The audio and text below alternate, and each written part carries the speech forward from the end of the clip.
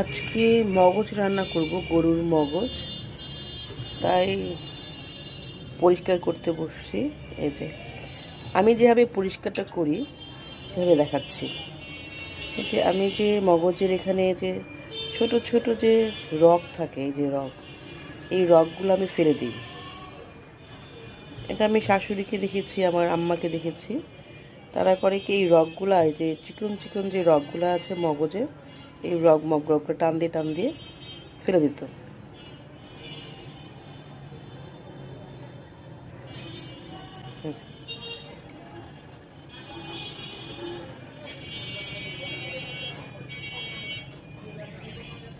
এই দেখছেন, এই রগগুলো পরিষ্কার করে তারপর রান্না করতে বসবো।